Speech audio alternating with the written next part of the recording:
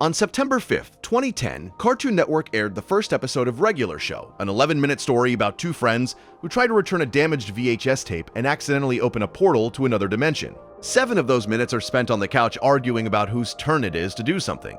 4 minutes are spent in the interdimensional crisis. The mundane outlasts the extraordinary. The show does not comment on this. 14 months later, on May 3rd, 2011, Gumball premiered on the same network. Same premise. Normal characters in a world where weird things happen, same audience, same time slot. And over the next decade, one of these shows did something the other could not. That is not a statement about taste. It is a statement about ambition, about depth, about the distance between what each show attempted and what each show achieved. Regular Show is a great show, but Gumball did more with the same ingredients, reached further with the same tools, and the difference between the two is worth understanding because the difference reveals what animated comedy can become when it refuses to accept the limitations the genre imposes on itself. Regular Show accepted those limitations gracefully. Gumball shattered them so thoroughly that most people did not even notice the breaking, which is the most remarkable kind of breaking there is. Before we go further, subscribing helps videos like this keep coming. It costs nothing and it takes a moment. Now, where were we? Regular Show and Gumball share a premise that can be stated in a single sentence. Normal characters live in a world where weird things happen. The sentence describes both shows accurately. It also obscures the fundamental difference between them because the sentence does not specify the relationship between the normal and the weird, and the relationship is everything. In Regular Show, the normal and the weird are separate. They occupy different registers. The normal is the workplace, the house, the friendship, the slow accumulation of ordinary days. The weird is the disruption, the monster, the interdimensional portal, the magical object that transforms a routine task into a crisis. The show moves between these registers with grace and precision, using the disruption to reveal something about the characters that the routine conceals, using the return to routine to ground the characters after the disruption has pushed them to their limits. The structure is elegant. It works. It produces consistently entertaining episodes that balance spectacle with character development, comedy with emotion, the cosmic with the personal.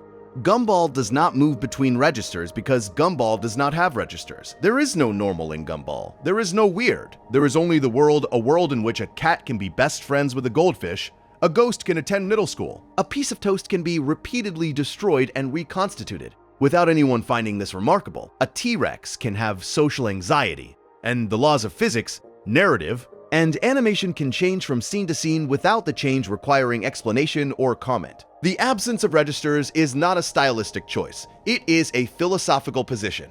To understand why this distinction matters, consider what happens in a typical episode of each show. A typical Regular Show episode follows a recognizable pattern. Mordecai and Rigby are given a task. The task is mundane, something like cleaning a room, mowing a lawn, setting up for a party. The characters resist the task through laziness, procrastination, or distraction. The resistance leads to a complication. The complication escalates, usually through the introduction of a supernatural or science fiction element, a cursed object, a magic keyboard, a time-traveling future version of one of the characters. The escalation reaches a climax. The climax is resolved, usually through a combination of the characters' friendship and their willingness to step up when the situation becomes genuinely dangerous. The resolution restores the status quo. The episode ends with the characters back where they started, having learned something or having grown slightly but fundamentally unchanged, ready for the next episode's variation on the same pattern. The pattern is excellent. J.G. Quintel, the show's creator, designed it with a clarity and a precision that makes each episode feel both surprising and inevitable. The surprise comes from the specific nature of each episode's escalation, the particular flavor of weirdness that transforms the mundane task into a cosmic crisis. The inevitability comes from the pattern itself, from the audience's knowledge that the mundane will escalate and the escalation will resolve, and the characters will return to baseline. The combination of surprise and inevitability is one of the fundamental pleasures of well-crafted episodic television, and Regular Show delivers that pleasure with remarkable consistency across 8 seasons and 261 episodes. Gumball does not have a pattern. Individual episodes of Gumball follow different structures depending on what the episode needs to do. Some episodes are narrative. Some episodes are experimental. Some episodes are structured as parodies of specific genres: film noir, romantic comedy, horror, documentary. Some episodes abandon structure entirely, following the characters through a day that has no plot, no conflict, no resolution, just a sequence of things that happen, each one as significant or as insignificant as the thing before it. The absence of a consistent pattern means that the audience cannot predict what will happen in a given episode, cannot settle into the comfortable knowledge that the mundane will escalate and the escalation will resolve. Each episode is a fresh encounter with a show that might do anything, that might be anything, that refuses to commit to a single mode of storytelling, because commitment to a single mode would imply that one mode is more valid than the others. And the refusal to privilege any single mode is again a philosophical position about the nature of experience. A statement that the way you tell a story is as important as the story you tell. And that a show that tells every story the same way is a show that has already decided what stories are worth telling, has already limited the range of human experience it is willing to depict, has already chosen a template and is filling in the template with variations rather than questioning whether the template itself is the right one. This is not a criticism of regular shows' pattern. Patterns are powerful. Patterns create expectations, and the fulfillment or subversion of expectations is one of the primary sources of pleasure in narrative art. Regular show uses its pattern beautifully, and the beauty is genuine, and the pleasure it produces is real. But the beauty of a pattern is always the beauty of a known quantity, a familiar shape rendered with skill and variation, and the beauty of the unknown, the beauty of not knowing what will happen next, not because the show has introduced a surprise within a familiar pattern, but because the show has no familiar pattern to surprise within, is a different kind of beauty, a more demanding kind, a kind that requires the audience to be fully present in every moment, because every moment might change the rules, and the full presence is the gift that Gumball gives its audience. The gift of not being able to predict, not being able to relax into formula, not being able to tune out and trust that the show will deliver the same pleasures it has always delivered. The two shows also diverge in their approach to world building. Regular show builds its world methodically. The park has a history. The characters have backstories that are revealed gradually over the course of the series. The mythology deepens season by season, from the early episodes' simple supernatural disruptions to the later seasons' cosmic mythology involving the godlike entities Pops and Anti-Pops. The deepening is satisfying because it rewards the audience's investment, reveals that the show has been planning its larger narrative from the beginning, transforms what seemed like random supernatural events into parts of a coherent cosmology. The world building creates the feeling that the show's world is real, that it has depth, that it extends beyond the edges of the frame. Gumball builds its world simultaneously and contradictorily. Elmore is a city that contains everything and contradicts itself constantly. The laws of physics change between episodes. The geography is inconsistent. The history of the world is different depending on which character is telling it. The contradictions are not errors. They are the world building.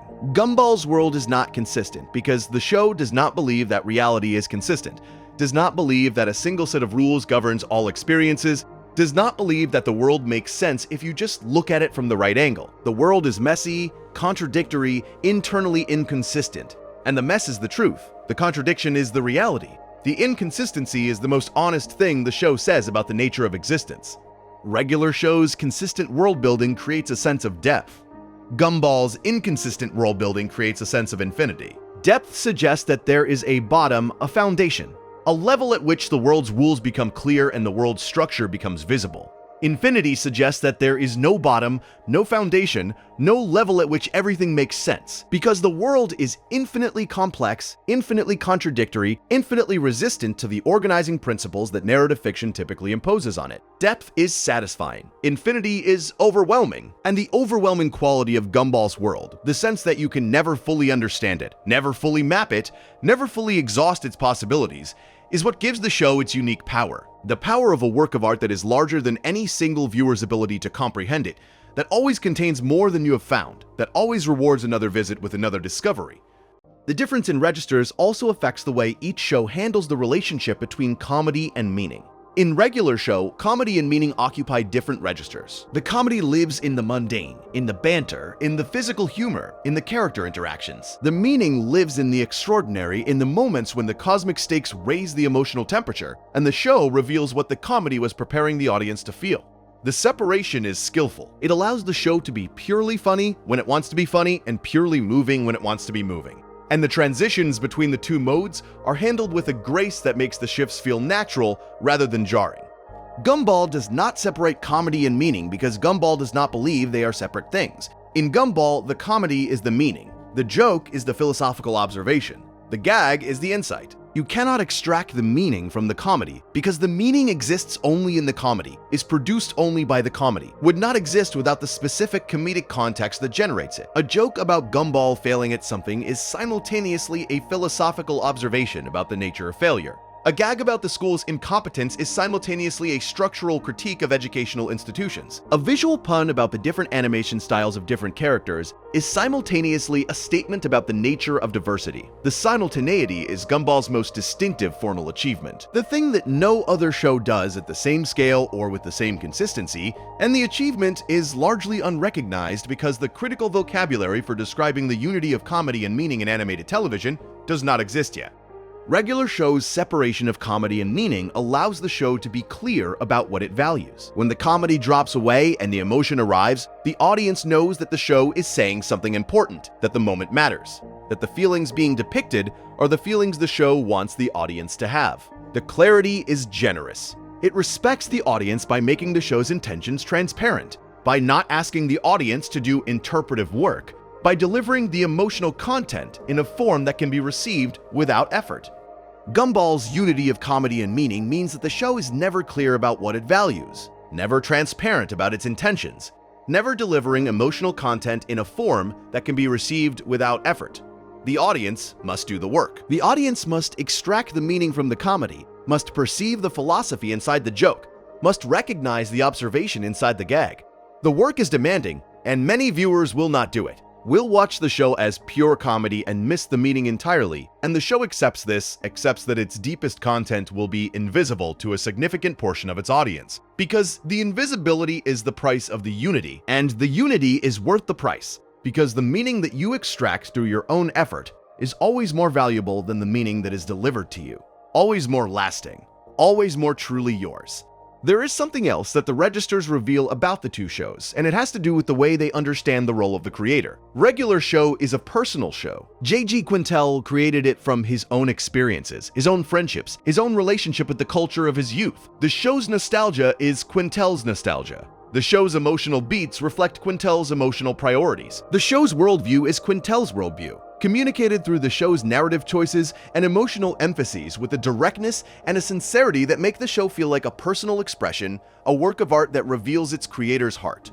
Gumball is not a personal show in this sense. Ben Boeklet created it, and Boeklet's sensibility is visible in the show's visual experimentation, its philosophical ambition, its formal daring. But the show does not feel like a personal expression in the way regular show feels like a personal expression. It feels like an observation, a perspective, a way of seeing the world that is not tied to a specific person's experiences, but that emerges from the act of looking at the world with a certain kind of attention. Attention that is curious and critical and affectionate and merciless, that sees the absurdity and the beauty and the cruelty and the tenderness of ordinary life simultaneously, and refuses to separate them into different registers because the separation would be a falsification of what the attention actually perceives. The distinction between personal expression and philosophical observation is a distinction between two kinds of artistic ambition. Personal expression says, "Here is who I am, here is what I feel, here is the world as I experience it." Philosophical observation says, "Here is what the world is, here is how it works, here is what it looks like when you pay attention without filtering through a single person's experiences and emotions." Both ambitions are legitimate. Both produce great art. But philosophical observation is rarer in animated television than personal expression, because philosophical observation requires a certain kind of self-effacement, a willingness to step back from your own perspective and look at the world as a whole rather than through the lens of your own experience. And the stepping back is difficult for most creators, who are drawn to their craft precisely because they have strong feelings and distinctive perspectives that they want to share. Gumball's creator managed this self-effacement, and the achievement is visible in every episode of the show, in the way the show refuses to privilege any single perspective, in the way it gives equal weight to every character's experience, in the way it treats the world as a thing to be observed rather than a thing to be felt about. The observation is not cold, it is warm, generous, affectionate, deeply human. But it is observation rather than expression, and the distinction gives the show a quality of objectivity, of fairness, of comprehensiveness that regular show, for all its emotional depth, cannot match. Because regular show is looking at the world from inside one person's heart, and one person's heart, however large and however generous, is still one perspective among many, still one view of a world that contains more views than any single heart can hold. It says that the distinction between the normal and the weird is itself a construction, a habit of perception rather than a feature of reality, and that a world without that distinction is not a world without meaning, but a world with a different kind of meaning, a meaning that does not depend on the contrast between the ordinary and the extraordinary to make itself felt. The philosophical difference between the two approaches extends to the way the shows construct their characters. Regular show builds its characters on a foundation of recognizable types. Mordecai is the well-intentioned slacker who wants more than he is willing to work for.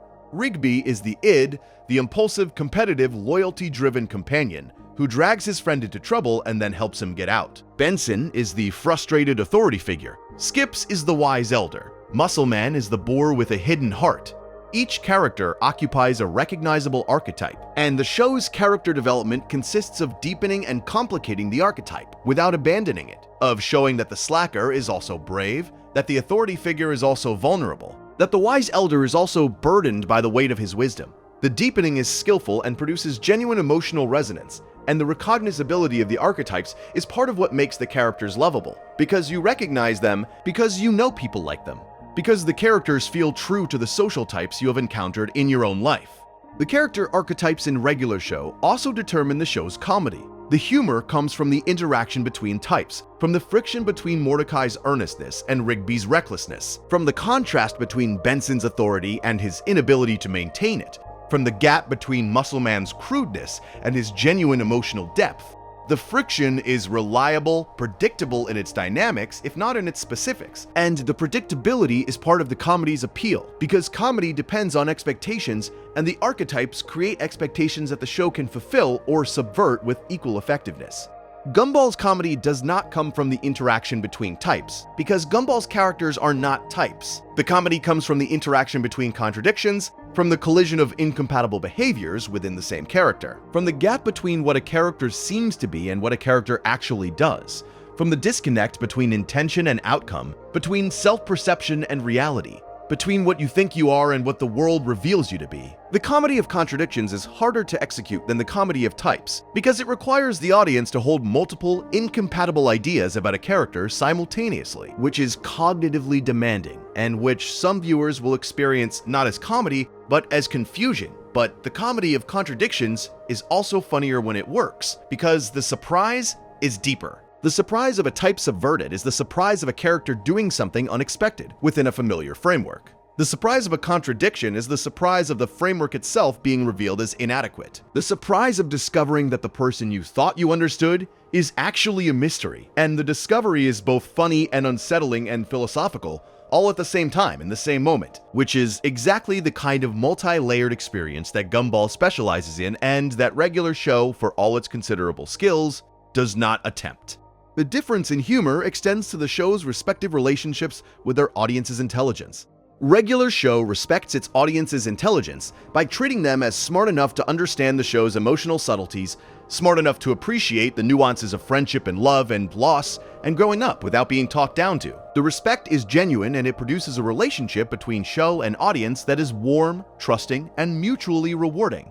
Gumball respects its audience's intelligence differently. It respects the audience by assuming they are smart enough to find the joke themselves, smart enough to see the philosophical observation without being told where to look, smart enough to construct meaning from fragments rather than receiving meaning pre-assembled. The assumption is riskier than regular shows because it means that some viewers will miss the joke, will not see the observation, will not construct the meaning, and will conclude that the show is less intelligent than it actually is. The risk is the cost of the respect. And the respect is genuine even when it goes unrecognized, because respecting someone's intelligence means trusting them to do the work, and trusting them to do the work means accepting that they might not do it. And accepting that possibility without lowering the bar or dumbing down the content is the deepest form of intellectual respect a show can offer its audience.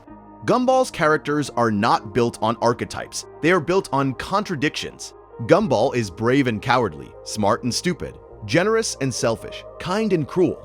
And the contradictions do not cancel each other out or resolve into a coherent personality. They coexist permanently uncomfortably in a state of tension that is never released because the show does not believe that people have coherent personalities. The show believes that people are bundles of contradictions held together by a name and a face, that the coherence we perceive in other people's characters is a fiction we construct to make social life manageable, that the real person underneath the fiction is more complicated, more inconsistent, more surprising than any archetype could capture. Nicole Watterson is the clearest example. In one episode, she is a superpowered warrior capable of destroying mountains. In another episode, she is a tired mother who cannot get through the day without screaming. In one episode, she is the smartest person in the room. In another, she makes decisions so catastrophically poor that they defy comprehension. The contradictions are not character flaws. They are character. They are the reality of what it means to be a complete human being, a being who contains multitudes, who is capable of opposite behaviors in different circumstances, who cannot be reduced to a type or summarized by a trait or explained by a backstory. Regular show's characters are comprehensible. You can describe them. You can predict how they will behave in a given situation. You can understand their motivations. The comprehensibility is satisfying because it makes the characters feel knowable, makes the audience feel that they have a relationship with the characters, that they understand the characters the way you understand a close friend. The comprehensibility is also a simplification, because real people are not comprehensible. Real people are not predictable. Real people contain dimensions that surprise even the people who know them best. And a show that makes its characters fully comprehensible is a show that has sacrificed accuracy for clarity, has traded the messiness of reality for the neatness of fiction.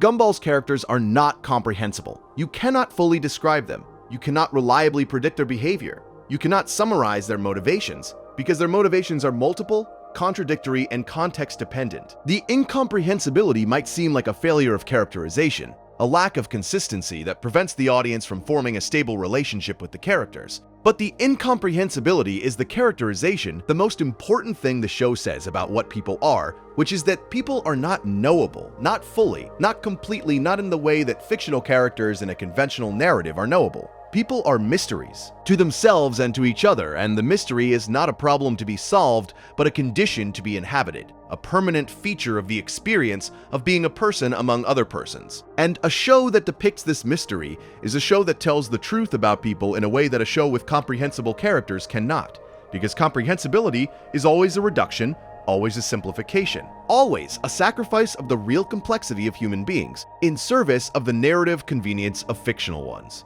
The difference between these two approaches becomes visible when you examine how each show handles the concept of stakes. Regular show has stakes, real, escalating, consequential stakes. When Mordecai and Rigby accidentally summon a monster or open a portal or activate a cursed object, the threat is genuine.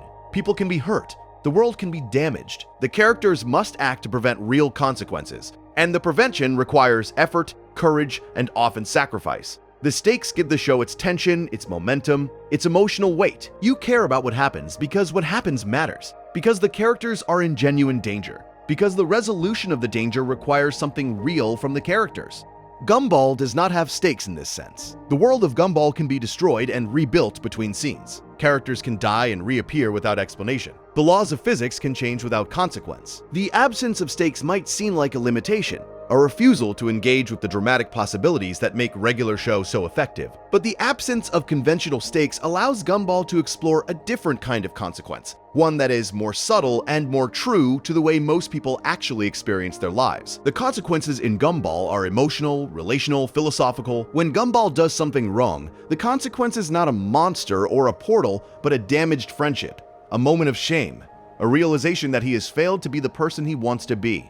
The consequences are small, interior, and persistent in a way that regular shows' cosmic consequences are not, because a friendship damaged by carelessness takes longer to repair than a world damaged by a monster. And the repair is harder because there is no enemy to defeat, no crisis to resolve, no dramatic moment of redemption that restores the status quo. The repair requires the slow, unglamorous work of acknowledging your mistake, understanding why you made it, and changing the behavior that led to it. And the work is boring, and the boredom is the point, because most of the important work of being a person is boring. And a show that depicts the boredom honestly is a show that respects its audience more than a show that transforms every moment of growth into a spectacle.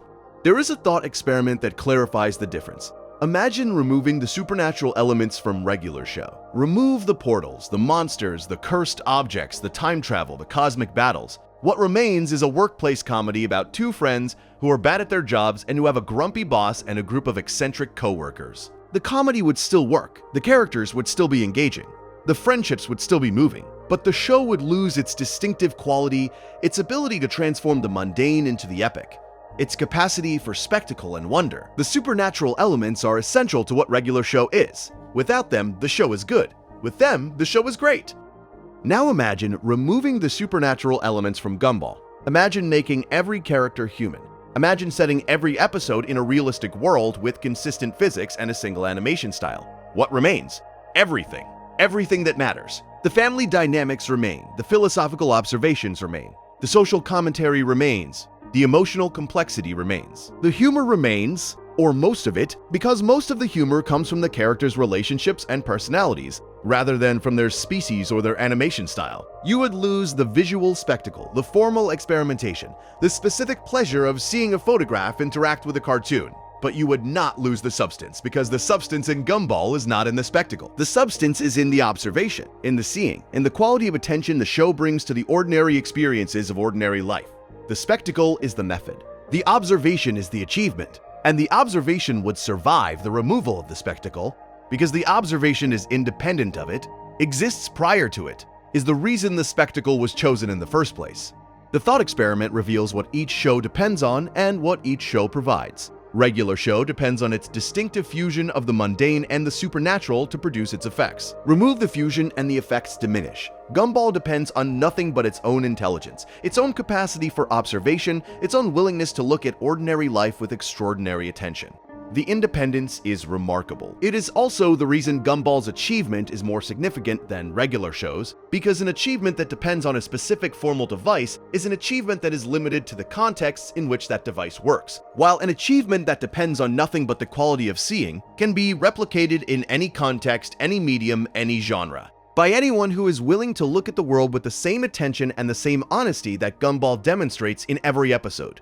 There is a specific comparison that makes this difference vivid. Regular show's treatment of death is one of the show's most distinctive features. Characters in regular show can die, Pops dies in the series finale, and the death is one of the most moving moments in the history of animated television. A sacrifice that the show earns through 7 seasons of gentle character development, and that lands with an emotional force that is almost unbearable in its sincerity. Thomas is revealed to be a Russian spy. Characters are permanently transformed by their experiences. The permanence gives the show weight, gravitas, a sense that the events on screen matter in a way that extends beyond the boundaries of the individual episode.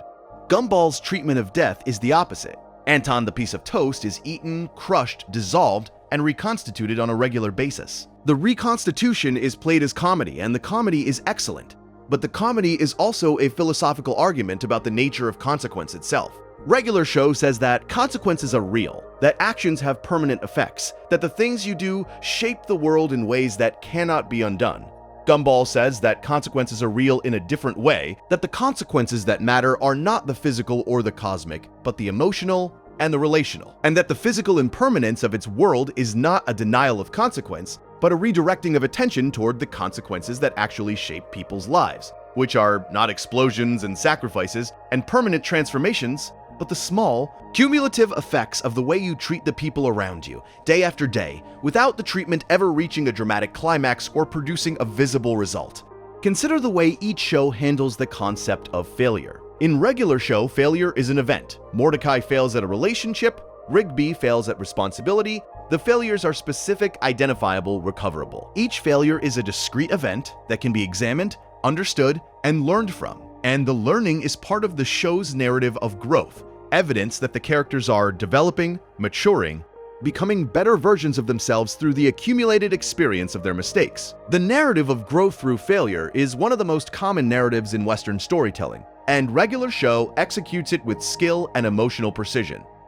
Gumball's characters do not grow through failure because Gumball's characters do not experience failure as a discrete event. Gumball fails constantly, perpetually, in ways that are so frequent and so various that the failures do not register as failures. They register as life, as the normal texture of a normal existence in which things do not work out more often than they do, in which plans collapse and intentions go wrong, and the gap between what you want and what you get is the space in which you actually live. The constancy of failure in Gumball is not despair, it is realism, a depiction of what life actually feels like for most people most of the time, which is not a series of discrete failures that can be examined and learned from, but a continuous state of imperfect engagement with a world that does not cooperate, a state that is not fixed through growth or resolved through character development, but simply inhabited day after day with whatever grace and humor and persistence you can manage. There is a related difference in how the two shows handle maturity and growing up. Regular Show is, at its core, a show about growing up. Mordecai and Rigby begin the series as immature young adults who avoid responsibility and prioritize pleasure over duty. Over the course of 8 seasons, they mature. They take on more responsibility. They develop romantic relationships. They confront the passage of time and the reality that the carefree days of their youth will eventually end.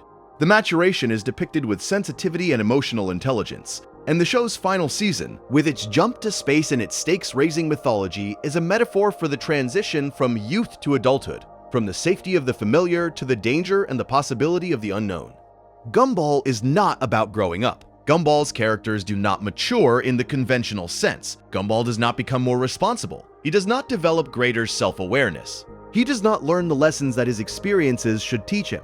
Because the show does not believe that experiences teach lessons in the linear, progressive way that narratives of maturation typically depict. This is not a failure of the show. It is the show's most important insight about the relationship between experience and growth.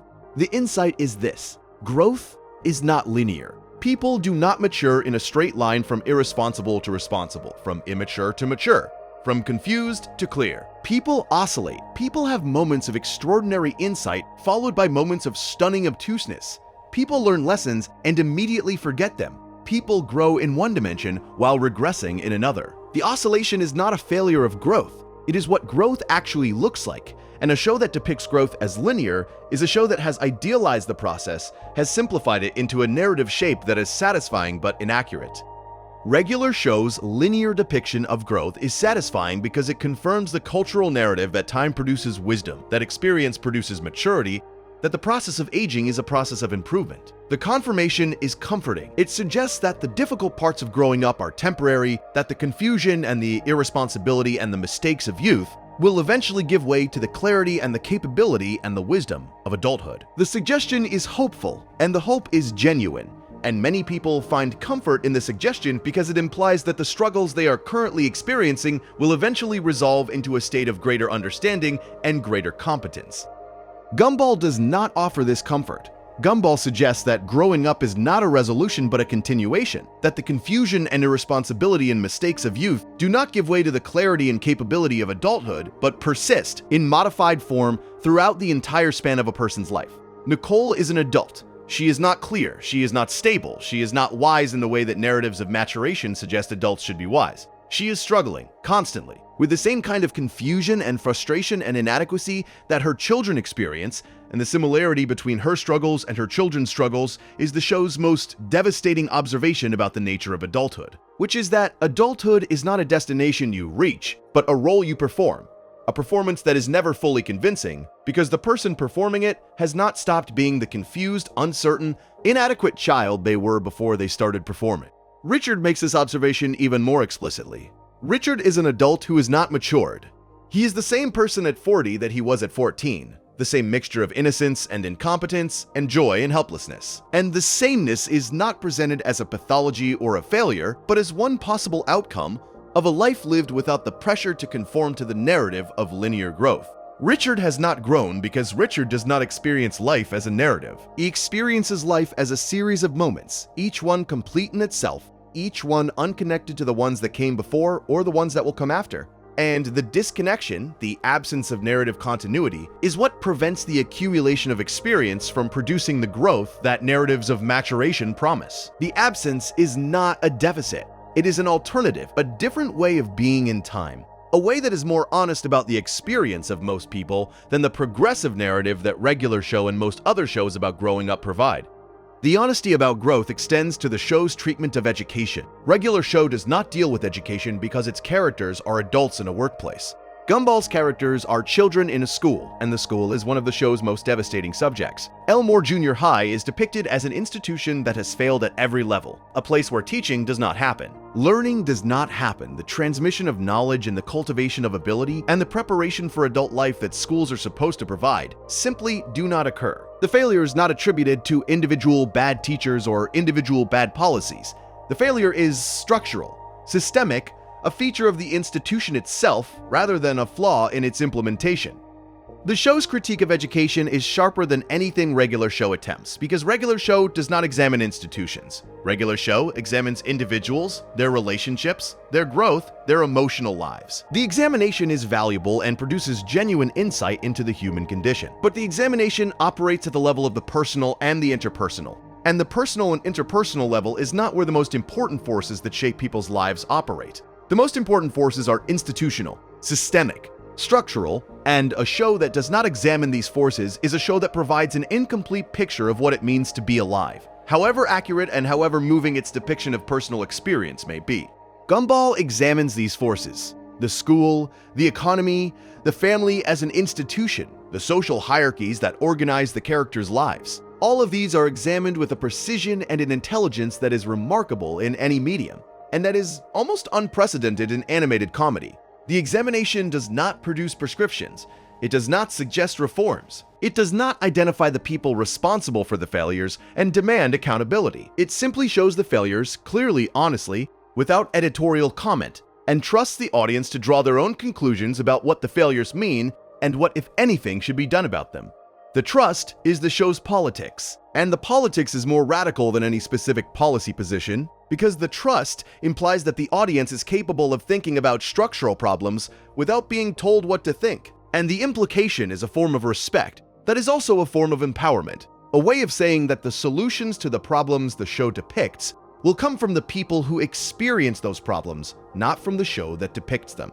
The realism of Gumball's depiction of failure is paradoxically more real than Regular Show's, despite Gumball's world being more fantastical. Regular Show's world looks more real. It is set in a park, a recognizable workplace with recognizable jobs and recognizable social dynamics. The characters have human-adjacent bodies, human-adjacent problems, human-adjacent relationships. But the show's narrative structure, its commitment to discrete events with discrete consequences and discrete lessons, imposes a pattern on experience that experience does not actually have. Real life does not deliver its lessons in 11-minute episodes. Real growth does not happen through identifiable moments of failure and recovery. Real change is slow, messy, non-linear, often invisible. And a show that depicts change as discrete and identifiable, however skillfully, is a show that is simplifying the experience of change in a way that is comforting but not entirely honest.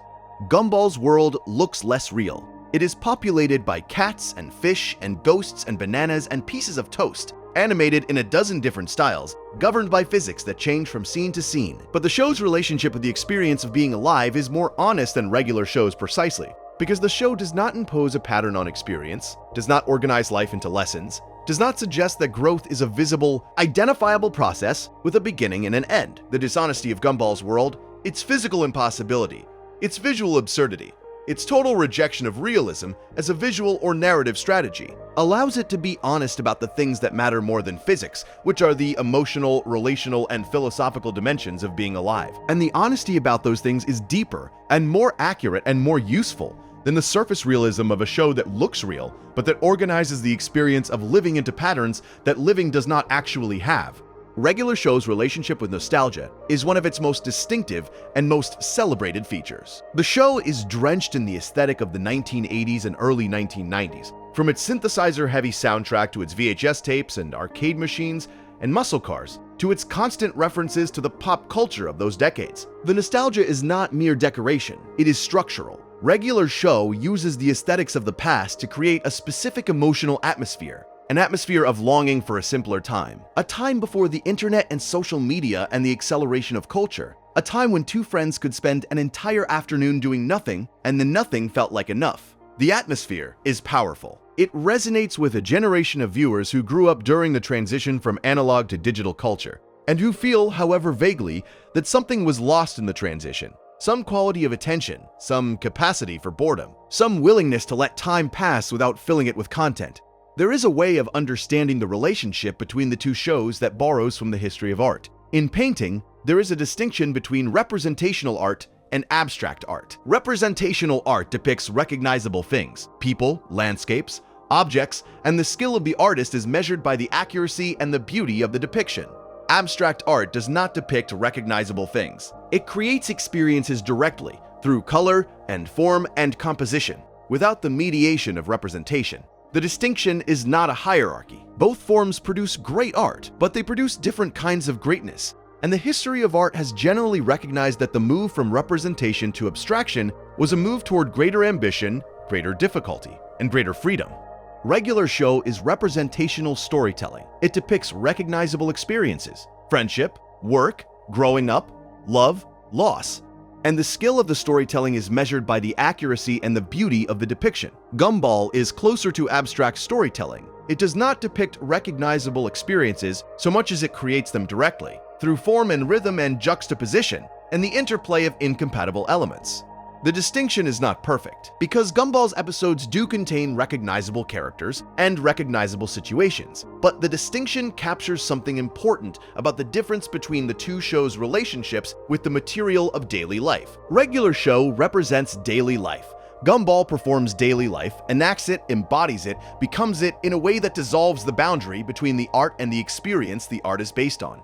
Gumball's relationship with the past is different because Gumball does not have a relationship with the past. Gumball exists entirely in the present, in an eternal now that has no before and no after. A now that contains every era and every aesthetic simultaneously, because the show's visual heterogeneity encompasses every period of animation history, from hand-drawn to digital, from stop-motion to CGI. From photographic realism to abstract expressionism, the present tense quality of Gumball is not a rejection of nostalgia. It is a transcendence of nostalgia, a recognition that the longing for a simpler time is itself a simplification, a flattening of the past into an aesthetic rather than an engagement with the past as a complex, contradictory living thing. Gumball does not long for the past because Gumball contains the past, absorbs the past, makes the past present by incorporating it into the ongoing, ever-changing, perpetually contemporary moment of the show's existence.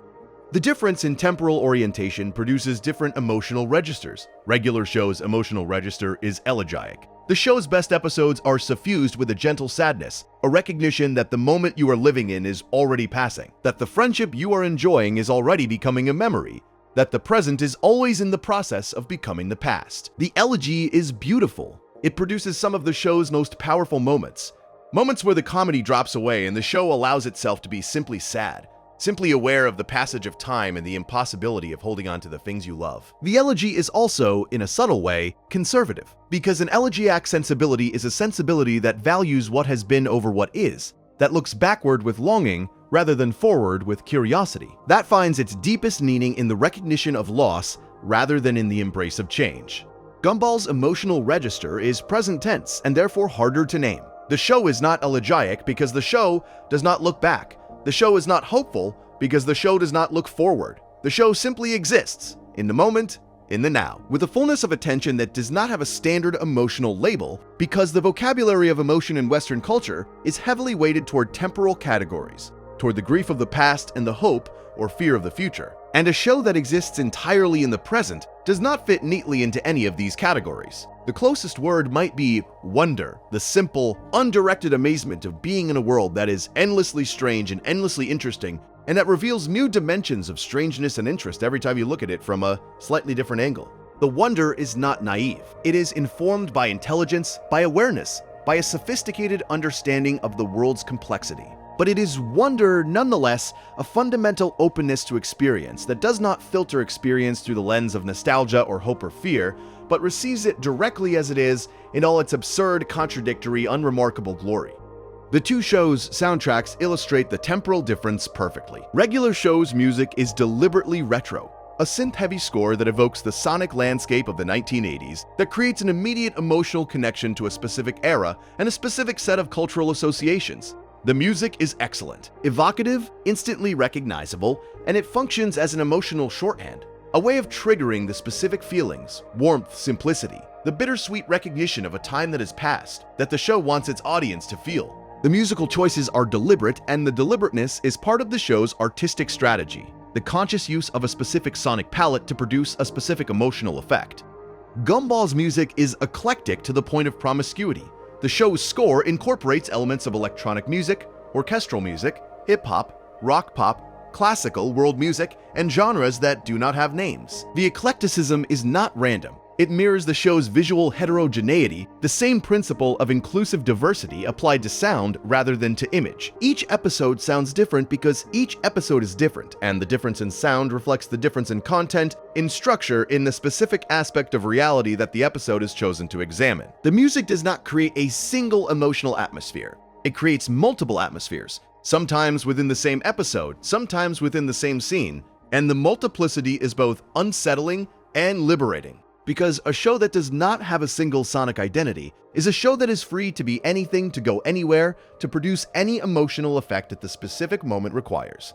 Regular show's nostalgia serves a specific emotional function. It creates a safe space for the audience, a world that is familiar even if the audience never experienced the 1980s and 1990s firsthand.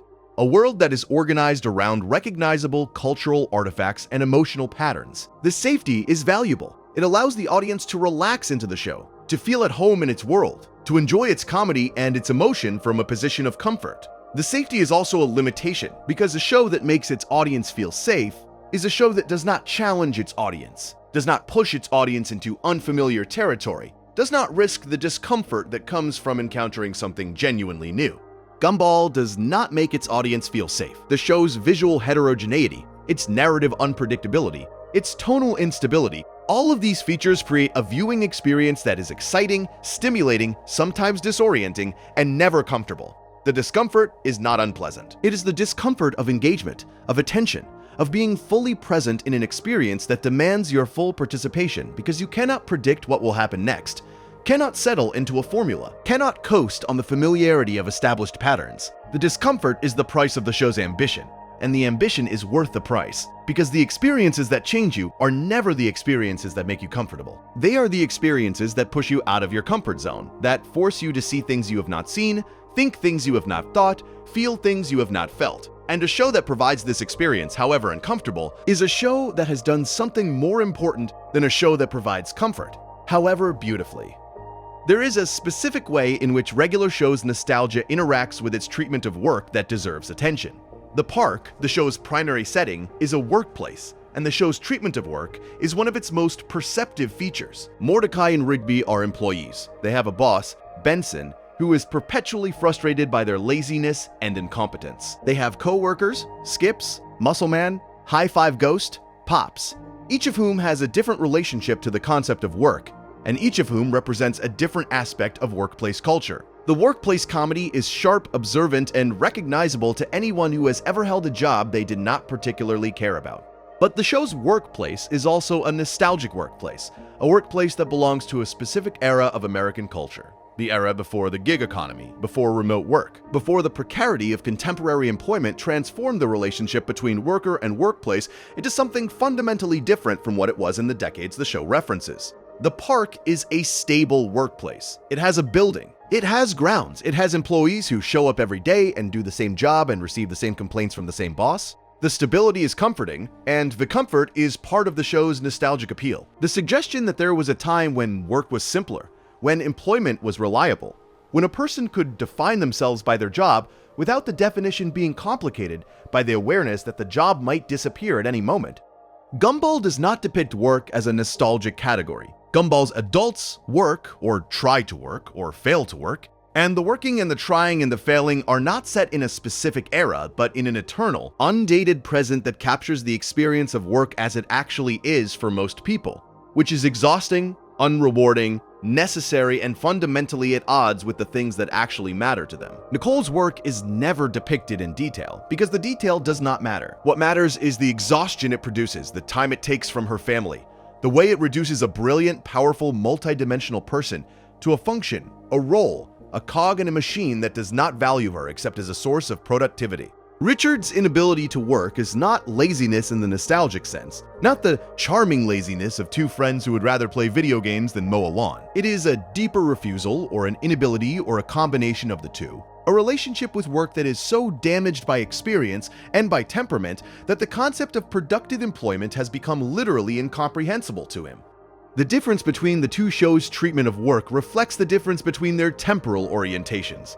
Regular show looks at work through the lens of nostalgia and sees something that can be complained about and endured. and occasionally transcended through friendship and adventure. Gumball looks at work through the lens of the present and sees something that is broken, something that consumes people without compensating them adequately, something that the culture has organized around without questioning whether the organization serves the people it supposedly benefits. The seeing is not political in the conventional sense. The show does not propose reforms or alternatives. But the seeing is clear, and the clarity is more valuable than any specific proposal, because proposals address symptoms while clarity addresses causes. And the cause, in the case of work, is the unquestioned assumption that productive employment is the natural organizing principle of adult life, an assumption that Regular Show accepts and that Gumball, without ever stating it explicitly, quietly and persistently undermines. The relationship between the two shows and popular culture extends beyond nostalgia and work into the territory of cultural literacy itself. Regular Show is a show that speaks the language of popular culture. Its references are specific, identifiable, lovingly curated. The show references Terminator, the first-person shooter genre, 1980s synth music, horror movies, workplace comedies, buddy films. Each reference is a wink, a signal to the audience that the show shares their cultural vocabulary, that the creators grew up watching the same movies and playing the same games and listening to the same music. The cultural literacy is part of the show's appeal, part of its warmth, part of the connection it builds with its audience. You watch Regular Show and you feel understood because the show speaks a language you know. Gumball does not speak the language of popular culture. Gumball speaks every language simultaneously. The show references high culture and low culture, Western culture and Eastern culture, popular culture and academic culture, with a promiscuity that is dizzying and that does not distinguish between the references, does not treat any one cultural tradition as more valid or more important than any other. A reference to Nietzsche sits alongside a reference to a cat video. A parody of art house cinema coexists with a parody of a cereal commercial. A philosophical argument about the nature of consciousness is embedded in a joke about homework. The promiscuity is not random. It is a philosophical position about the relationship between culture and meaning, a position that says that meaning is not concentrated in the high and absent from the low, not stored in the serious and missing from the frivolous, but distributed evenly throughout the entire range of human cultural production, available in everything from a symphony to a sneeze if you are willing to look for it with enough attention and enough seriousness. Regular Show's cultural references create a community of recognition. The audience recognizes the references. The recognition creates connection. The connection creates pleasure. The pleasure is the reward for cultural literacy, the payoff for having consumed the same media as the show's creators. The reward system is effective, and it produces a loyal, engaged audience that feels personally connected to the show through the medium of shared cultural experience. Gumball's references do not create a community of recognition, because no single viewer can recognize all of them. The references are too numerous, too varied, too drawn from too many different cultural traditions for any one person to catch them all. Instead of creating a community of recognition, the references create a community of discovery, an audience that is always finding something new, always encountering a reference they did not expect, always being introduced to a cultural tradition they did not know. The discovery is more demanding than recognition, and it is also more valuable, because discovery expands your world while recognition confirms it. Discovery challenges your assumptions while recognition reinforces them. Discovery takes you somewhere new while recognition reminds you of where you have already been.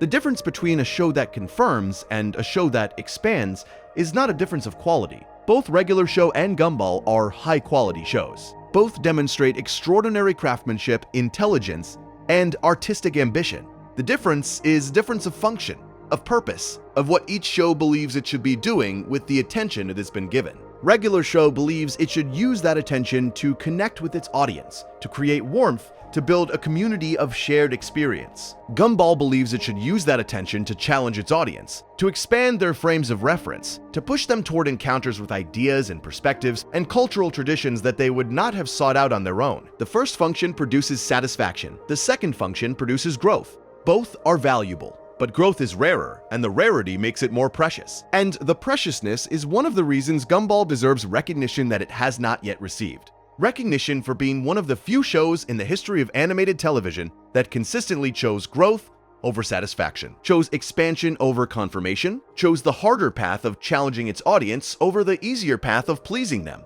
The audiences the two shows cultivated reflect the difference between confirmation and expansion.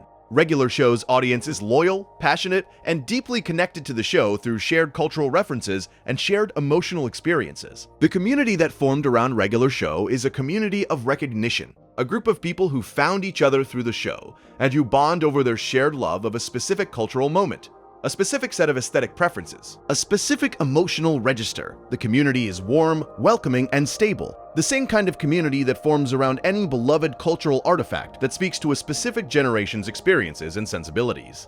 Gumball's audience is different. The community that formed around Gumball is a community of interpretation, a group of people who found each other through the show and who bond not over shared recognition, but over shared discovery, over the ongoing project of figuring out what the show is doing, what the show means, what the show is saying about the world and about the experience of being alive. The community is argumentative, intellectually engaged, perpetually in disagreement about the show's meaning, perpetually discovering new layers and new implications in episodes that have been discussed hundreds of times before. The disagreement is productive. The discovery is ongoing. The community is not stable but dynamic, constantly evolving as new viewers arrive and bring new perspectives, and find new things in a show that is inexhaustible in its capacity to generate meaning. The difference between the two communities mirrors the difference between the two shows. Regular Show creates a community that is comfortable with itself. Gumball creates a community that is perpetually challenged by itself, perpetually questioning its own assumptions about what the show is and what the show does, perpetually engaged in the kind of productive intellectual activity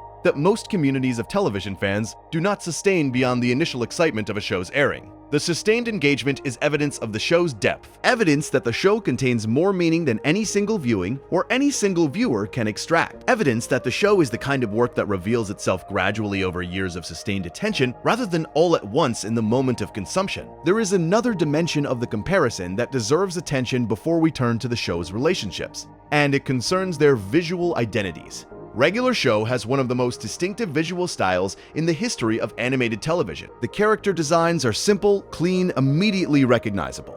Mordecai is a blue jay. Rigby is a raccoon. The designs are based on animal forms, but abstracted to the point where the animal origins are secondary to the character's expressiveness, their readability, their ability to convey emotion and comedy through simple shapes and clear lines. The visual style is consistent. Every episode looks like every other episode. Every season looks like every other season. The consistency is an achievement, evidence of a strong creative vision maintained across 8 years of production. And the consistency gives the show a visual coherence that contributes to its emotional coherence. The sense that you are always in the same world, always with the same characters, always experiencing the same fundamental reality.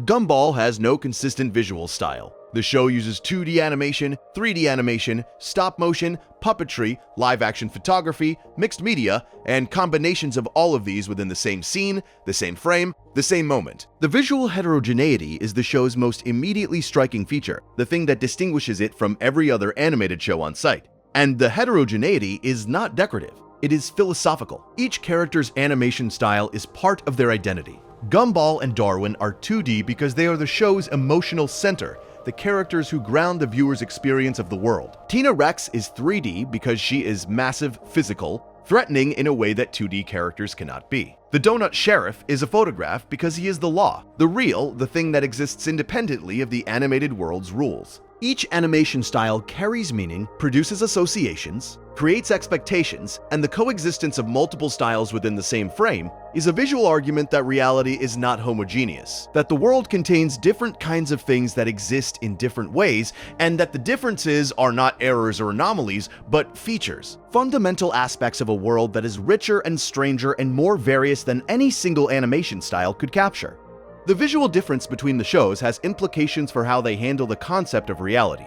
Regular Show's consistent visual style creates a stable reality, a world with clear rules and predictable physics and reliable visual logic. The stability is comforting, and it allows the show to use disruptions of the stability, the monsters, the portals, the magical objects as sources of dramatic tension. When something breaks the rules of Regular Show's world, the breaking is visible because the rules are established, and the visibility of the breaking is what gives the disruptions their power. Gumball's visual heterogeneity means that the show's reality is never stable, never settled, never governed by a single set of rules. The instability might seem like chaos, and sometimes it is chaos. and the chaos is frequently very funny. But the instability also represents a more sophisticated understanding of what reality actually is, which is not a single stable system governed by consistent rules, but a multiplicity of overlapping systems, each with its own logic, each valid within its own frame, each contradicting the others in ways that the human mind must navigate without the benefit of a unified theory that reconciles them all. Regular Show's stable reality is the reality of physics, of cause and effect, of a universe governed by laws that can be discovered and understood. Gumball's unstable reality is the reality of experience, of consciousness, of a mind that must process inputs from multiple sensory channels and multiple cognitive frameworks and multiple emotional states simultaneously, and that must construct a coherent experience from inputs that are not inherently coherent. The construction of coherence from incoherence is one of the things that brains do, and it is one of the things that Gumball depicts better than any other animated show. The show's visual style does not provide coherence. It provides incoherence, a barrage of different visual inputs that do not belong together and that the viewer's brain must organize into a meaningful experience. The organization is work. The work is invisible. The work is also the most fundamental cognitive activity that human beings perform, the constant unconscious labor of making sense of a world that does not inherently make sense. And a show that makes this labor visible, that forces the viewer to do the organizing rather than providing the organization pre-assembled, is a show that is honest about the nature of perception in a way that a show with a consistent visual style cannot be. Because a consistent visual style is already organized, already coherent, already presenting the viewer with a reality that has been pre-processed, pre-filtered, pre-assembled into a meaningful whole. And the pre-assembly is a convenience that is also a concealment, a hiding of the cognitive work that must be done to transform raw sensory input into coherent experience. The visual difference between the shows connects to another difference that is worth exploring, and it concerns the relationship between the shows and the medium of animation itself.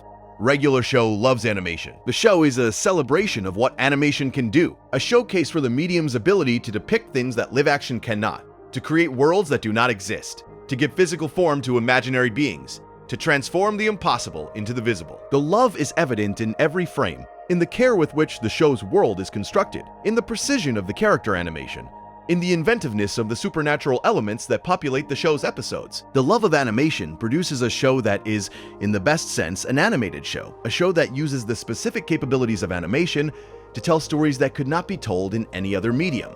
Gumball does not just love animation. Gumball thinks about animation. The show is not just a showcase for what animation can do. It is a meditation on what animation is, on the nature of the animated image, on the relationship between the animated world and the real world, on the conventions and assumptions and habits of perception that animated storytelling depends on, and that viewers accept without question. The meditation produces episodes that are not just entertaining, but formally self-aware. Episodes that draw attention to the fact that the characters are animated, that the world is constructed, that the conventions of the medium are choices rather than necessities, and that the choices could be made differently, could be subverted, could be questioned, could be abandoned entirely in favor of different choices that would produce different kinds of stories and different kinds of meaning. The fourth wall breaks in Regular Show are occasional and mild. The show rarely acknowledges its own artificiality. The show exists within its own world, maintains the illusion that its world is real, invites the audience to enter the world and experience it as if it were a place they could visit. The invitation is part of the show's appeal, part of its warmth, part of the comfort it provides. You watch Regular Show and you feel like you are somewhere, like the park is a real place and the characters are real beings, and the events you are watching really happened.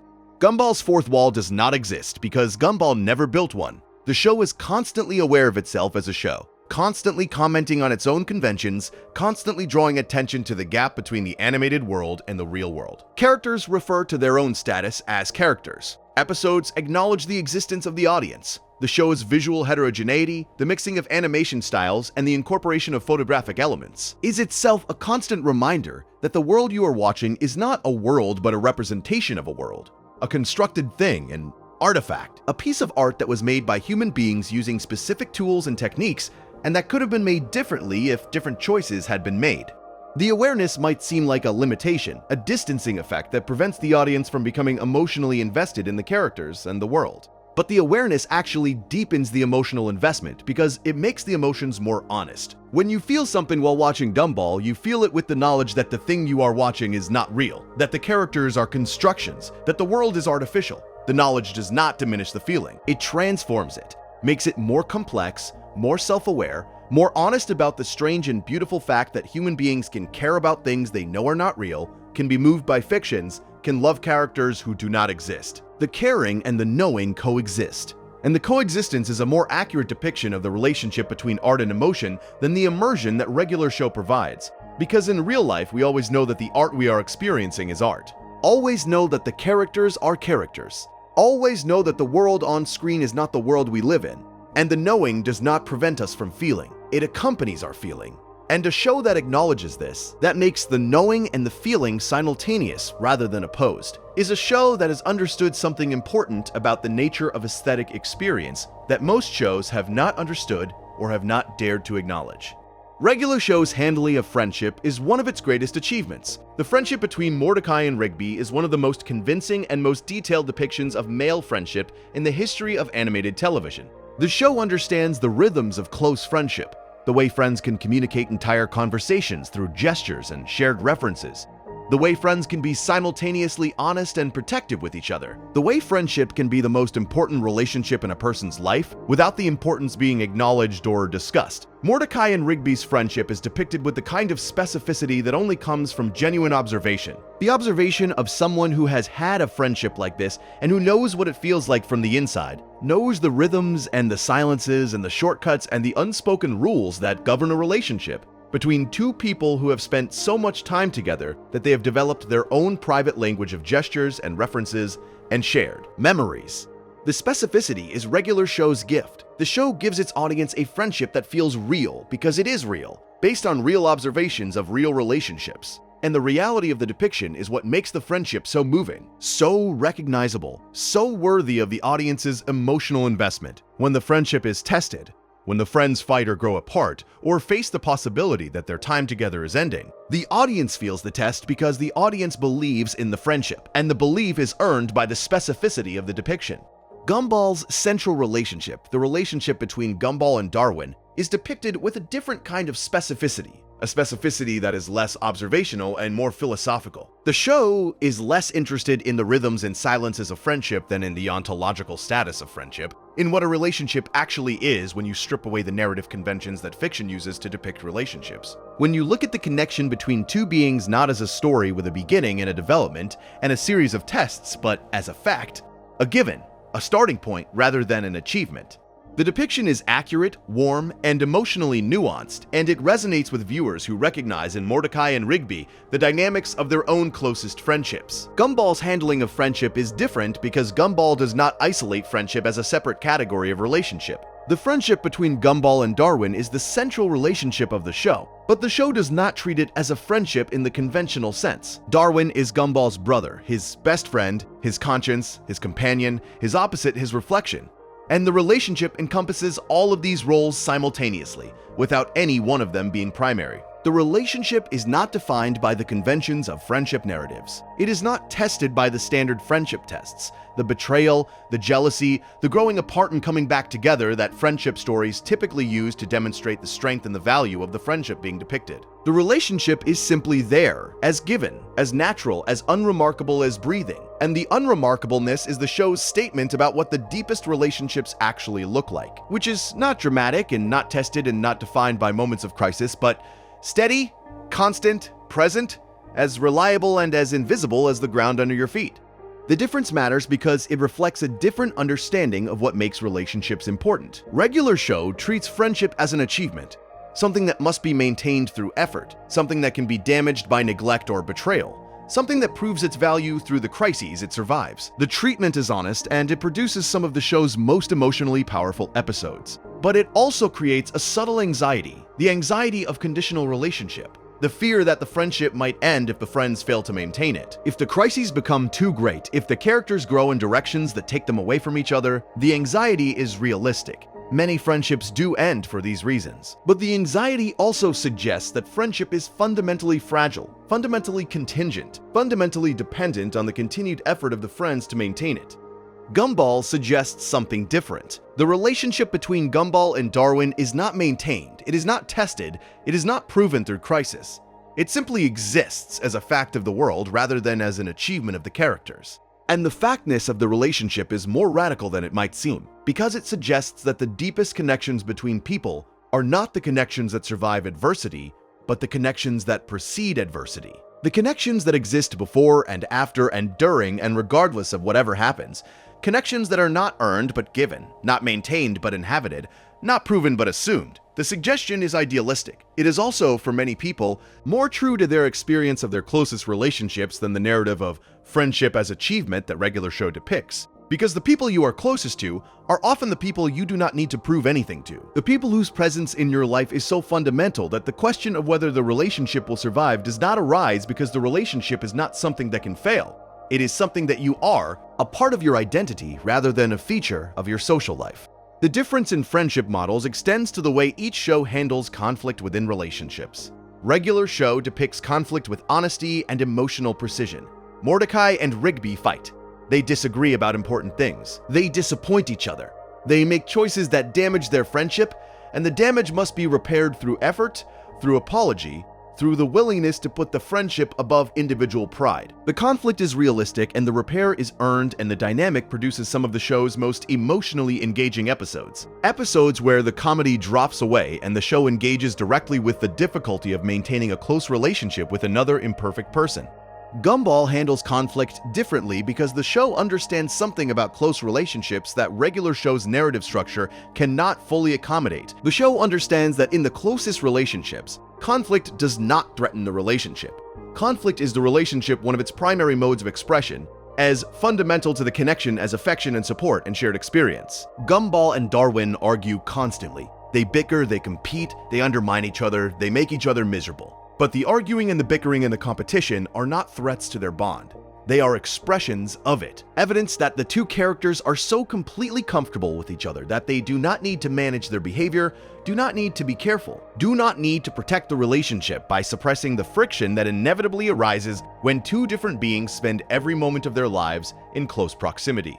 This is a more accurate depiction of how close relationships actually work than the conflict and repair model that regular show uses. In the closest friendships, in the closest family relationships, in the closest romantic partnerships, conflict is not an event that disrupts the normal state of the relationship. Conflict is part of the normal state, the bickering, the disagreements, the small acts of selfishness and insensitivity. These are the texture of intimacy, the evidence that two people are close enough to drop their public selves and engage with each other as they actually are. Messy and selfish and difficult and beautiful and infuriating and irreplaceable.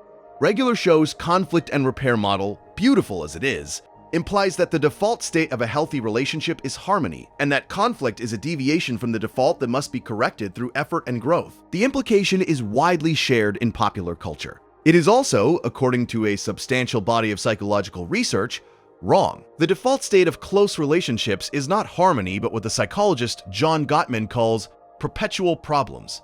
Ongoing disagreements and tensions that are never resolved because they arise from fundamental differences in personality values or needs that the relationship cannot and should not eliminate. The health of a relationship is not measured by the absence of conflict, but by the ability of the relationship to contain conflict, to allow conflict to coexist with love, to prevent conflict from escalating into contempt, while also preventing the avoidance of conflict from producing emotional distance. Gumball depicts this kind of relationship health. The Watterson family is in constant conflict. Nicole is frustrated with Richard. Gumball is at odds with Anais. Darwin is caught between loyalty to Gumball and awareness that Gumball is often wrong. The conflict does not threaten the family. The family is the conflict, a perpetual, dynamic, never-resolving process of negotiation between different needs and different personalities that produces moments of friction and moments of warmth and moments of laughter and moments of exhaustion. All of them equally real, all of them equally valid, all of them equally part of what it means to be a family. Regular show's family dynamics are simpler, and the simplicity is both a strength and a limitation. The show's primary family unit is the found family of the park, the group of co-workers who become, over the course of the series, a kind of surrogate family for each other. The found family is one of the most emotionally resonant concepts in contemporary storytelling. The idea that the people you choose can be as important as the people you are born with, that belonging is not determined by blood but by affection, that home is not where you come from but where you are accepted. Regular show handles the found family concept with enormous emotional intelligence, building relationships between characters that feel genuine, that evolve naturally, that produce the specific kind of love that arises when people who did not choose each other decide to stay together anyway. Gumball's family is a biological family, a family that did not choose each other and cannot leave each other, and must find a way to coexist despite their differences. And the inability to leave is what gives the show's family dynamics their particular quality of intensity and persistence. The Watterson family cannot break up. The characters cannot quit. They cannot find a new family that suits them better. They are stuck with each other, permanently, irrevocably. And the stuckness is the source of both the family's greatest suffering and its greatest strength. Because a family that cannot leave is a family that must learn to accommodate, must learn to tolerate, must learn to find love within the friction rather than despite it. And the learning is never complete, the accommodation is never perfect. The tolerance is always being tested by new provocations and new failures. And the testing is the family, the ongoing, never-ending process of being people who did not choose each other and who choose each other anyway, every day. Not because the choosing is easy, but because the alternative is unthinkable. The emotional honesty of Gumball's family dynamics extends to the show's treatment of love itself. Regular Show depicts love as a force, a positive energy that connects people and motivates action and creates the conditions for growth and sacrifice. The depiction is beautiful. The show's treatment of Mordecai's romantic relationships, his relationships with Margaret and CJ, is honest about the difficulty of love, about the way love can be complicated by insecurity and poor timing, and the inability to communicate what you actually feel. But the treatment is also fundamentally romantic, rooted in the belief that love is the answer, that love solves problems, that love is the thing that makes the sacrifices and the struggles worthwhile. Gumball's treatment of love is less romantic and more honest.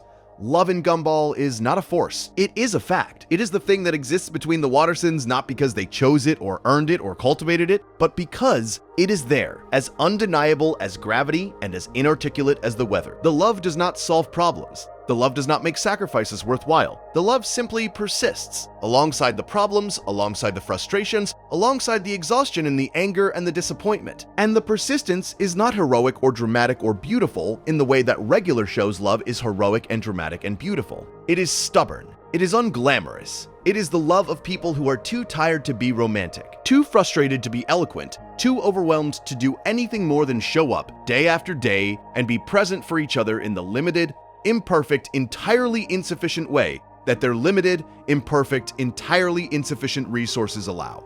This is what love looks like for most families. Not the grand gesture, not the moment of clarity where everything suddenly makes sense and the struggle becomes meaningful. Love looks like making dinner when you are exhausted. Love looks like driving someone to school when you would rather stay in bed. Love looks like losing an argument you know you are winning, because winning the argument would hurt someone you care about more than being right would benefit you. Love looks like the thousand small, invisible, unrewarded acts of care that hold the family together without any of the people performing those acts receiving recognition or gratitude or the satisfaction of knowing that what they are doing matters. The acts matter. The acts are the love. And Gumball is one of the few shows that depicts this kind of love, this unglamorous, persistent, stubborn love that does not wait for special occasions to express itself, but that expresses itself constantly. In the background, through the mundane and the repetitive, through the daily acts of maintenance that keep a family functioning without any of the functioning being noticed or celebrated. Regular Show celebrates love. Gumball simply shows it. The celebration is moving, genuine, and it produces moments of extraordinary emotional power. The showing is quieter, more consistent, and ultimately more accurate because love is not primarily an emotion that can be celebrated. Love is primarily a practice, a set of behaviors, a daily commitment to showing up for the people who need you, even when you do not feel like showing up. And the practice is not dramatic or beautiful or worthy of celebration. It is just what you do every day because the people you love need you to do it, and because doing it is who you are, not a choice you make but a condition you inhabit, as natural and as unremarkable as breathing. Both shows end, and the endings reveal the final difference between them. Regular Show's finale, a regular epic final battle, is one of the most emotionally devastating conclusions in animated television. The show's final season takes the characters to space, raises the stakes to cosmic proportions, and concludes with a sacrifice that is genuinely heroic, genuinely moving, genuinely earned by the 7 seasons of character development that preceded it. The finale then jumps forward in time, showing the characters as adults, showing the ways their lives unfolded after the adventures ended, showing the mundane beauty of ordinary lives lived after extraordinary experiences. The finale is a masterpiece of earned emotion, and it works because the show spent 7 years making the audience care about these characters and then gave those characters an ending that honored the caring. Gumball's ending is not an ending. The show's final episode, The Inquisition, stops rather than concludes. Characters are in danger. The world is being rewritten. Nothing is resolved. The screen goes dark. The show is over. Nothing is completed. Regular show's ending says, stories end and the ending can be beautiful, and the beauty is in the way the ending reflects everything that came before it. The way a good ending makes the entire journey retroactively meaningful. The way a well-crafted conclusion transforms a collection of episodes into a single, unified work of art. Gumball's non-ending says, stories do not end. Lives do not end. The absurd, messy, ongoing process of being alive does not conclude neatly, and a show that refuses to conclude is a show that is honest about the nature of the experience it depicts, even if the honesty is uncomfortable, even if the audience leaves without the satisfaction of closure, even if the last thing the viewer feels is not gratitude but frustration. Because the frustration is the truth. The frustration is what reality feels like when you cannot wrap it up in a narrative that tells you what it all meant. There is one more thing about the endings that is worth noting, and it concerns the relationship between the two shows' endings and their respective understandings of time. Regular show's ending is a statement about time. The flash forward, the montage of the characters' future lives, says that time is linear, that it moves in one direction, that the past produces the present, which produces the future, and that the meaning of the past becomes visible in the future that the past produces. The statement is consoling because it suggests that the time you spend watching two friends goof off in a park is time that is going somewhere, that is building toward something, that will eventually produce a future in which the goofing off is revealed as the foundation for something more mature, more stable, more complete. Gumball's non-ending is also a statement about time, but a different one. The non-ending says that time does not produce the future. Time produces more time. The present does not build towards something. The present is the thing itself. The only thing there is. The only thing there ever was. The suggestion is not consoling. It does not promise that the time you spend watching a cat and a goldfish navigate a world that does not make sense will eventually be revealed as the foundation for something more meaningful. The time is meaningful now in itself as it is being spent, or it is not meaningful at all, and the meaning does not accumulate, does not build, does not resolve into a revelation that justifies the journey. The meaning is the journey. The journey does not have a destination. The journey has only itself, moment after moment, each one as meaningful or as meaningless as every other. And the show's refusal to privilege any moment over any other, its refusal to designate an ending that says, this is where the meaning lives, is its most honest statement about the nature of time and the nature of meaning, and the relationship between the two. Both endings are great. Regular show's ending is great because it fulfills the promise of narrative, delivers the emotional payoff that serialized storytelling is designed to deliver, and does so with a grace and a precision that few animated shows have ever achieved. Gumball's non-ending is great because it breaks the promise of narrative, refuses the emotional payoff, and in the refusal, reveals something about the nature of stories and the nature of life that the fulfillment cannot reveal, which is that the payoff is always artificial, always constructed, always a decision by the storyteller to stop the story at a point that produces a specific emotion, and that the decision, however skillfully executed, is a form of dishonesty about the ongoing, unresolved, perpetually inconclusive nature of actual human experience. The endings are worth examining in more detail because they crystallize everything the two shows believe about storytelling and about life.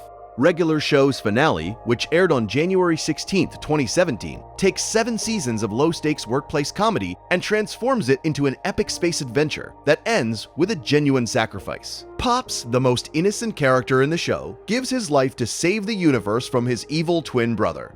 The sacrifice is earned. Pops is the character who deserves to sacrifice the least and who sacrifices the most, and the gap between his innocence and the magnitude of what he gives up is what makes the moment so devastating. The show then jumps forward 25 years, showing the surviving characters as adults, showing the ways their lives unfolded after the adventures ended, and the park was renamed in Pops' honor. The flash forward is one of the most moving sequences in animated television. It is also, in a subtle way, a consolation, a reassurance that life goes on, that the loss of innocence is not the end of meaning, that the characters we love will find their way to lives that are, if not heroic, at least dignified and full and worth having lived. The consolation is generous. It is also a narrative choice that reveals the show's fundamental optimism.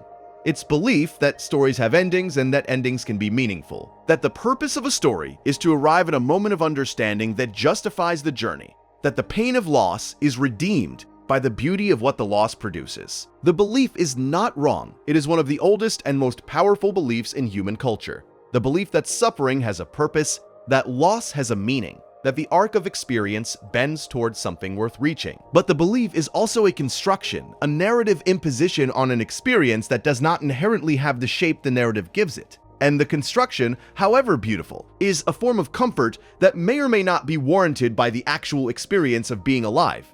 Gumball's final episode, The Inquisition, which aired on June 24th, 2019, does not console. The episode is part of a larger story that was never completed.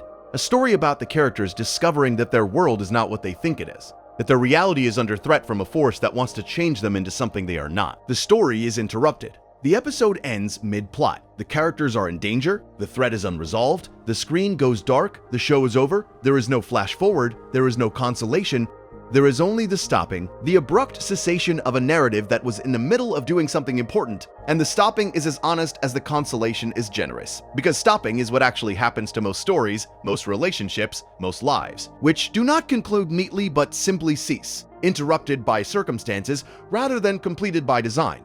The emotional difference between the two endings is the emotional difference between the two shows. Regular show's ending makes you cry.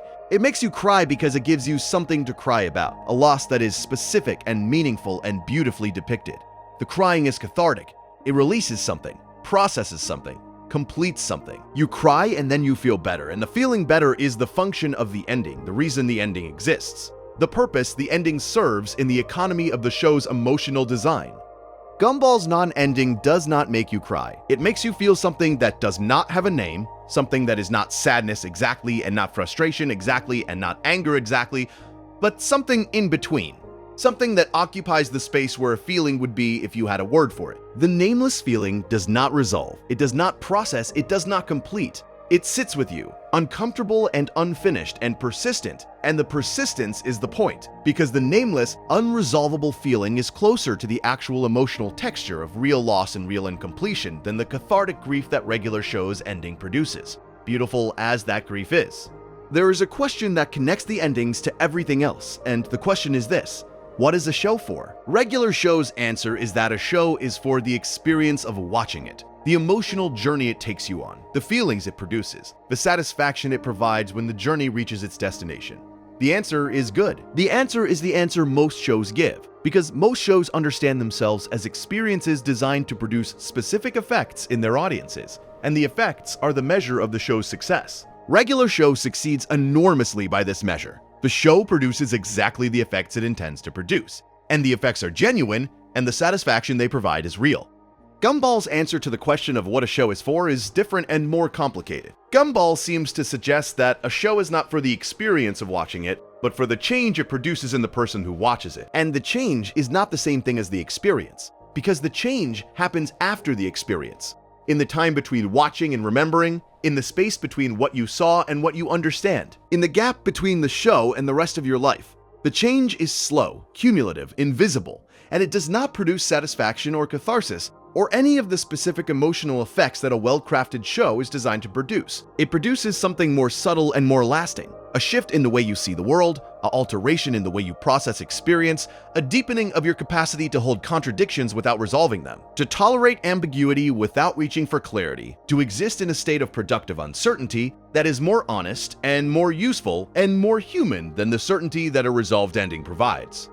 The different endings also teach different things about the relationship between art and the audience. Regular show's ending teaches that art can be generous, that a show can give its audience a gift, that the gift of a beautiful ending is one of the most valuable things a storyteller can provide.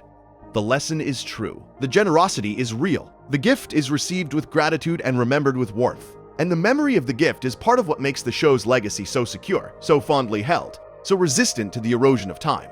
Gumball's non-ending teaches something harder. It teaches that the most valuable thing art can do is not to give but to withhold, not to provide but to deny, not to satisfy but to frustrate, because the frustration is what keeps the art alive in the mind of the person who experienced it. A satisfied audience moves on. A frustrated audience stays. A satisfied audience remembers the show with warmth and nostalgia and a sense of completion.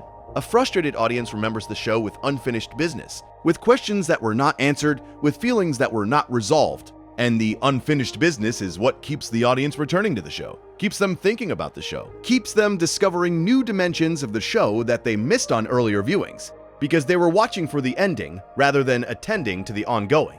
Regular show's ending closes a chapter. Gumball's non-ending opens a conversation that is not yet concluded and may never conclude. And the in-conclusion is the conversation's greatest strength, because a conversation that concludes is a conversation that has been completed.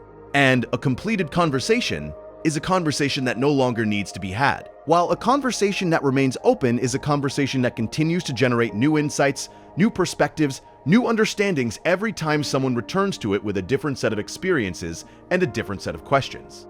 The conversation about Gumball is still happening. Fans are still debating what the show meant, what the non-ending signified, whether the show was making a statement about the nature of animation, or the nature of reality, or the nature of stories, or all three simultaneously. The debate is productive. The debate is evidence that the show's refusal to provide answers has generated more thought, more engagement, more genuine intellectual activity than any answer could have generated. Because answers close debates while refusals open them. And the opening is more valuable than the closing when the questions being asked are the kind of questions that do not have definitive answers, which are the only questions worth asking. Which are the only questions that art is uniquely positioned to raise. Which brings us to the question that underlies this entire comparison. The question that has been present since the first sentence and that has been taking shape throughout the 2 hours of argument that preceded it. The question is not which show is better. The question has never been which show is better, because the question of which show is better is a question that assumes a single standard of evaluation, and the entire argument has been about the inadequacy of a single standard, about the need for multiple standards, about the importance of recognizing that different shows can be great in different ways, and that the difference in the ways is itself interesting, itself important, itself worthy of the kind of sustained attention that this essay has been trying to provide. The question is, what does it mean that these two shows existed at the same time on the same network speaking to the same audience? What does it mean that one of them perfected the form and the other transformed it? What does it mean that the perfection was recognized and the transformation was not? The meaning is not that the culture is wrong about Gumball, although the culture is wrong about Gumball. The meaning is that recognition and achievement are different things, that the shows that are recognized as the best shows of their era are not always the shows that achieve the most, and that the gap between recognition and achievement is itself a subject worthy of attention, because the gap tells you something about the culture, about its values, about its habits of perception, about the things it is equipped to see and the things it overlooks. Regular Show is a great show that does everything a great show is supposed to do. It is funny, it is moving, it is well crafted, it is consistent, it builds to a satisfying conclusion, it respects its characters and its audience, and it earns every emotional moment it produces. Gumball is a different kind of great, a kind that does not do what a great show is supposed to do, but instead does things that no show has ever done. Things that expand the definition of what a great show can be. Things that will not be fully understood or appreciated until the vocabulary for describing them has been developed, which may take years, which may take decades, which may require a generation of critics and viewers and creators who grew up watching Gumball to look back at the show and recognize what they experienced without knowing it at the time. The distinction between the two kinds of greatness can be stated simply. Regular Show's greatness is the greatness of excellence. The show does what it sets out to do with a skill and a consistency that are genuinely rare. Every element of the show, the writing, the animation, the voice acting, the music, the pacing, the emotional design, functions at an exceptionally high level, and the high level is maintained across 8 seasons without significant decline or variation. The consistency is the achievement. The show decides what it wants to be, and then is that thing perfectly for 8 years, and the perfection is impressive, and the perfection is worthy of admiration, and the perfection is the reason the show is remembered as one of the best animated comedies of its era.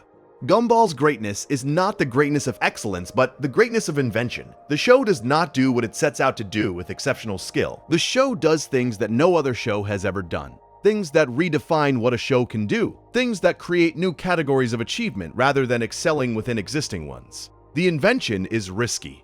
It means that Gumball is not always as polished as Regular Show. Individual episodes of Gumball can be uneven, experiments that do not fully succeed, risks that do not fully pay off. The unevenness is the cost of invention, because invention requires the willingness to fail. the willingness to try things that might not work, the willingness to sacrifice the consistency of excellence for the possibility of discovery. The possibility is worth the sacrifice. The discoveries Gumball makes about the nature of comedy, about the relationship between form and meaning, about the capacity of animated television to contain philosophical depth without announcing it. These discoveries are more valuable than the perfection of regular show's execution, because perfection within an existing framework improves the framework, while invention outside the framework transforms it. And transformation is the rarer and the more important kind of achievement. There is a tension in any comparison between excellence and invention, a tension that reflects a fundamental disagreement about what art is for and how art should be evaluated. The culture generally rewards excellence over invention, consistency over risk, the perfected over the experimental. The rewarding is understandable. Excellence is easier to recognize than invention. Consistency is easier to evaluate than risk. The perfected can be described and assessed using established criteria, while the experimental requires the development of new criteria, and the development of new criteria is slow and difficult and requires the kind of sustained critical attention that most experimental work does not receive. Regular show received the critical attention that excellence deserves. The show was praised, analyzed, remembered, celebrated. Gumball received less critical attention, not because Gumball's achievement was lesser, but because Gumball's achievement was different, was strange, was difficult to describe using the criteria that existed, and the difficulty of description translated into an absence of description, which translated into an absence of recognition, which translated into a cultural memory that places regular show among the great animated comedies of the 2010s, while placing Gumball slightly below, as an excellent comedy rather than a transformative one, as a very good show rather than a show that changed what the medium could be. The placement is wrong. The placement reflects the bias of a critical culture that rewards excellence and overlooks invention, that recognizes the perfection of familiar achievement and fails to see the significance of unfamiliar discovery. Gumball is not below regular show. Gumball is in a different category entirely, a category that it created for itself, a category that does not yet have a name, a category that future critics will eventually identify and describe and populate with the shows that learn from Gumball's example and build on Gumball's discoveries and take the doors that Gumball opened and walk through them into territories that no one has yet imagined. The doors that Gumball opened are specific, and they deserve enumeration because the specificity is what separates genuine innovation from the vague claim of newness that any show can make. Gumball demonstrated that animated comedy can sustain philosophical depth without sacrificing comedic effectiveness. Gumball demonstrated that visual heterogeneity can be used not as a gimmick, but as a meaning-making system. Gumball demonstrated that episodic television can achieve the cumulative power of serialized television through the repetition of method rather than the continuation of plot. Gumball demonstrated that a show can critique the institutions and systems that shape its characters' lives without abandoning comedy or adopting the didactic tone that critique usually requires. Gumball demonstrated that characters can be depicted as genuinely contradictory, genuinely inconsistent, genuinely incomprehensible, without the depiction being experienced as a failure of characterization. Gumball demonstrated that a non-ending can be as powerful as any ending, that the refusal to conclude can be a conclusion in itself, that the denial of narrative satisfaction can produce an experience more lasting and more valuable than the satisfaction it denies. Each of these demonstrations is a door. Each door opens onto territory that other shows can explore. And the exploration has barely begun, because the demonstrations are so recent and so unfamiliar that most creators have not yet recognized them as demonstrations, have not yet understood what Gumball achieved, have not yet begun the work of building on Gumball's discoveries the way every generation of creators builds on the discoveries of the generation that preceded them. Regular show's legacy is clear and established. The show demonstrated that animated comedy can sustain emotional depth, that workplace comedy can accommodate cosmic adventure, that nostalgia can be used as a structural principle rather than a decorative element, that the friendship between two characters can carry a show for 8 seasons without the friendship becoming stale or repetitive. These are significant achievements, and they have already influenced the shows that came after regular show. Shows that learned from regular show's example and that built on regular show's discoveries, and that took the doors regular show opened and walked through them into new territory. The difference between the two legacies is the difference between influence and innovation. Regular show's legacy is influence, the proven ability to do what it does, inspiring other shows to do similar things in their own ways. Gumball's legacy is innovation, the creation of new possibilities that have not yet been fully explored, the opening of doors that most creators have not yet walked through, the demonstration of capabilities that the medium has not yet absorbed. Influence is valuable in the present. Innovation is valuable in the future. Both are important. But innovation is rarer, and the rarity makes it more precious. And the preciousness is what makes the case that has been building for 2 hours. The case that is almost impossible to make in a culture that rewards influence over innovation. The case that Gumball is better than regular show. Not because regular show is not great, because regular show is great. Genuinely great. But because Gumball is something more than great, something that the culture does not yet have a word for, something that will become visible only when the future that Gumball made possible has arrived. And the people living in that future look back and recognize the show that started it all. Remember the date, September 5th, 2010. Regular show premiered on Cartoon Network. 14 months later, Gumball arrived on the same network. Both shows asked the same question. What happens when the absurd meets the everyday? Regular show answered the question beautifully. The absurd disrupts. The everyday restores. The cycle repeats. The repetition is life. And the question remains open. The question will remain open as long as there are people who watched both shows and who felt, however vaguely, that something was different about Gumball. That something was happening in Gumball that was not happening in regular show or in any other show. That the laughter was accompanied by something else, something quieter, something that operated beneath the surface of the comedy and that changed the way they thought without changing what they thought about. The something is still there. The something is waiting. The something is the reason this essay exists. The reason you have stayed for 2 hours listening to an argument about 2 animated shows that aired on the same network in the same decade, the reason the argument matters, which is that the argument is not really about 2 shows. The argument is about 2 ways of being in the world. 2 ways of making sense of experience, 2 ways of responding to the absurdity that is the fundamental condition of human existence.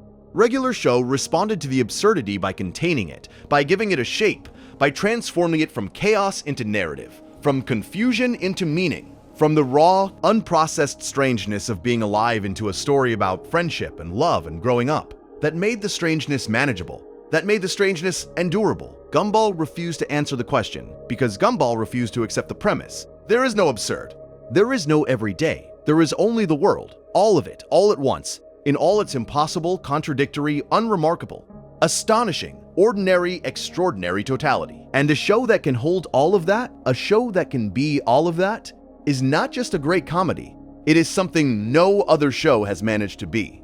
It is something that does not yet have a name. The critical vocabulary has not caught up with what Gumball achieved, and until it does, the show will continue to exist in the gap between what it is and what the culture has the language to call it. Regular show has a name. Regular show is a great animated comedy. The label fits. The label is accurate. The label tells you what you will experience when you watch the show. Gumball does not have a label that fits. Animated comedy is too narrow. Animated philosophy is too pretentious. Animated art is too vague. The show is all of these things and none of these things and something beyond all of these things. Something that encompasses comedy and philosophy and art and critique and experimentation and absurdity and tenderness and cruelty and beauty and ugliness in a single, continuous, endlessly surprising, endlessly rewarding, endlessly inexhaustible whole. The whole is what matters. Not the individual episodes, although many of them are brilliant. Not the individual jokes, although many of them are among the funniest ever written for animation. Not the individual philosophical observations, although many of them are as profound as anything you will find in the philosophy section of a university library. What matters is the whole, the totality, the accumulated experience of 240 episodes of a show that never stopped experimenting, never stopped questioning, never stopped pushing the boundaries of what an animated show could do and what an animated show could mean. The whole is greater than the sum of its parts, not as a cliche, but as a literal truth. Because the parts, the episodes and the jokes and the observations, interact with each other in ways that produce meanings that no individual part contains. And the interactions accumulate over 6 seasons into a body of work that is, when viewed in its entirety, one of the most ambitious and most successful artistic achievements of the 21st century. That is a large claim. It is also a defensible one, if you accept the premise that the most important artistic achievements are not the ones that perfect existing forms, but the ones that create new ones. Not the ones that give audiences what they already know they want, but the ones that give audiences something they did not know they needed. Not the ones that are recognized in their own time, but the ones that reveal their significance gradually, over years and decades as the culture catches up with what the work was doing. Regular show perfected an existing form. Gumball created a new one. The perfection is admirable, the creation is astonishing. And the difference between the admirable and the astonishing is the difference between a show that will be remembered fondly and a show that will be studied seriously when the vocabulary for the studying has finally been invented. Thank you for being here. Sleep well. I will see you in the next one.